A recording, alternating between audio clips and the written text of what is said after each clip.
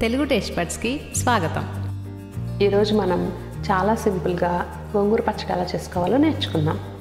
దానికి ఒక బౌల్ తీసుకొని కొంచెం ఆయిల్ యాడ్ చేసుకోండి. దీంట్లో కొంచెం జీలకర్ర వేసుకోవాలి. జీలకర్ర కొంచెం ఫ్రై అయిపోయిన తర్వాత గోంగూర పెట్టేసుకోండి. దీంట్లో ఒక 10 పచ్చిమిర్చి వేసుకోవాలి.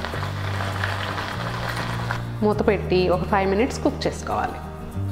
ఒక 5 నిమిషాల తర్వాత చూస్తున్నారు కదా, మొత్తం కుక్ అయిపోయింది. ఇప్పుడు దీన్ని స్టవ్ ఆఫ్ చేసేసి చల్లారబెట్టుకోవాలి. చల్లారబెట్టుకున్న తర్వాత దీన్ని మిక్సీలో వేసుకొని మనం మెత్తగా గ్రైండ్ చేసుకోవాలి. 1 టేబుల్ స్పూన్ సాల్ట్ వేసుకోండి. మూత పెట్టి మెత్తగా గ్రైండ్ చేసుకోవాలి.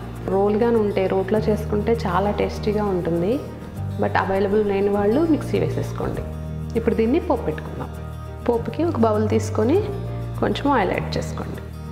దాంట్లో ఒక ఎండుమిర్చి కట్ చేసుకొని వేసుకోవాలి. తర్వాత తిరగమాత గింజలు వేసుకోండి. వాటిని కొంచెం ఫ్రై చేసుకోవాలి. ఇవి కొంచెం ఫ్రై అయిన తర్వాత కట్ చేసి పెట్టుకున్న ఆనియన్స్ యాడ్ చేసుకోవాలి. దీంట్లో కొంచెం కరివేపాకు వేసుకోండి. ఇప్పుడు తాలింపును బాగా వేయించుకోవాలి. ఆనియన్స్ కొంచెం బాగా కుక్ అయిపోయాయి కదా, ఇప్పుడు దీంట్లో మనం చట్నీ యాడ్ చేసేసుకుందాం. మనం ఈ చట్నీని ఏమి ఇంకా కుక్ చేసుకోవాల్సిన అవసరం లేదు, ఎందుకంటే ఆల్రెడీ కుక్ అయింది కదా. మనం జస్ట్ మిక్సీ వేసుకున్నాం అంతే. మన చట్నీ రెడీ అయిపోయినట్లే. అంతే, మన గోంగూర పచ్చడి రెడీ.